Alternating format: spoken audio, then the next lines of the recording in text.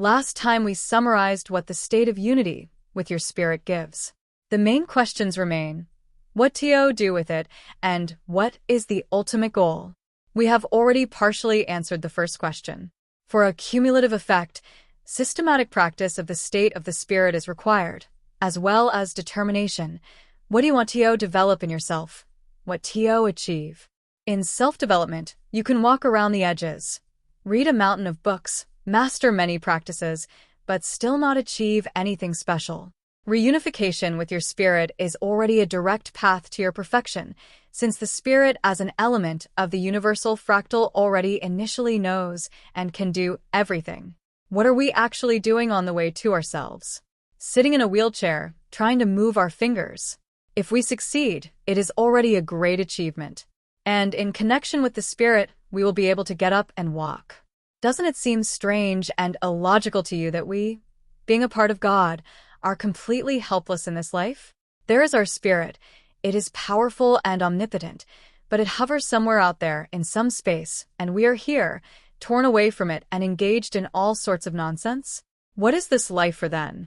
Why should we descend 100 floors below the level of our spirit? The teachings say that one needs to go through a certain experience, and the soul supposedly even chooses which experience to go through, and in a series of incarnations, a certain karma works as a punishment for an unsuccessful experience, and so the wheel of samsara endlessly spins until a person finally comes to his senses and connects with his origin. But why then break away from this beginning, with the sole purpose of uniting again as a result of numerous ordeals? Personally, I don't believe in any of the above, because I don't find any logic or sense. But this is just my humble opinion. Or maybe not humble, but the opinion of my spirit from its point of view. But why do teachings and religions find meaning? Simply because they seek it. Whoever seeks will find it. But, in essence, they are trying to explain what is unknown, or, scientifically speaking, unknowable. Does anyone really know what God is, and what happens to the soul between death and the next incarnation? No one knows. There are only conjectures and fantasies here, elevated to canons. And don't dare argue with these canons. From the point of view of my spirit, at least as it seems to me, the meaning of any life is not in something, but in life itself. It just appears, and that's it. That is, there is no special meaning. Life just happens, like an ordinary dream. In an ordinary dream, is there any meaning or background? No, we just fall asleep and see a dream. Such is the property of sleep.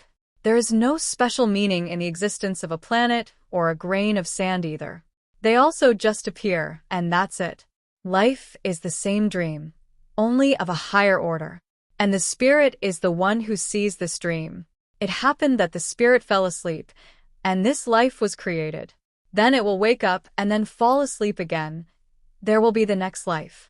The life of the spirit between sleeps is also a dream from someone's life of a higher order, which in turn is also someone's dream, and this series can continue indefinitely, theoretically, to a certain starting point, in which the sleeping God himself is located. That is, a series of such nested dreams is also a fractal.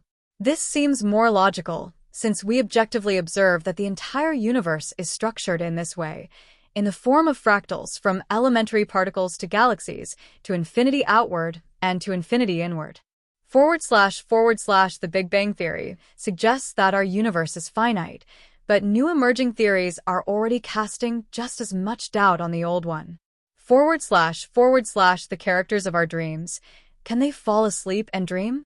Of course. Why not? They are real, not a figment of our imagination. They just live in another space.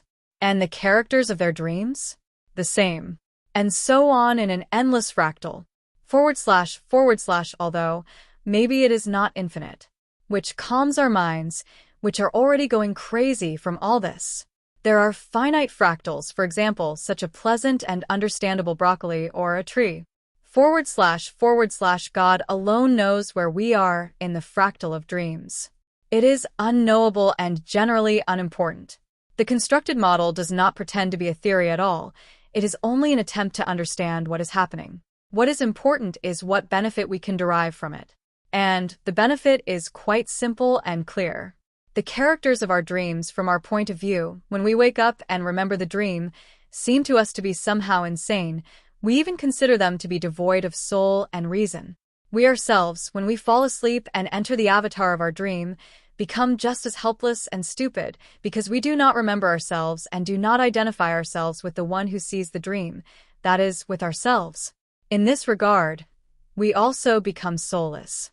In the same way, from the point of view of our spirit, we seem to it to be just as insane and helpless, since we live in an unconscious dream in reality. Our reality is in fact the dream of the spirit, in which we, its avatars, do not remember ourselves and do not identify ourselves with the one who sees the dream, with our spirit, that is. This chain of direct analogies reveals the chain of fractal elements, its small fragment. The spirit, falling asleep, enters the avatar of its dream, its life, and ceases to remember itself and identify with itself. When we fall asleep, we enter the avatar of our dream, our sleep, and we stop remembering ourselves and identifying with ourselves. Therefore, we, in relation to the avatar of our dream, are its spirit, which, waking up, is surprised at what it saw and how it could forget itself. Now you can imagine what our spirit experiences when, after our death, it awakens.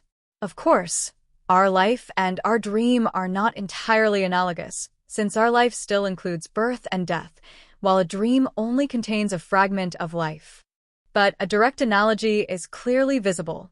Moreover, neighboring elements of a fractal, although similar, do not necessarily have to coincide, like branches on a tree.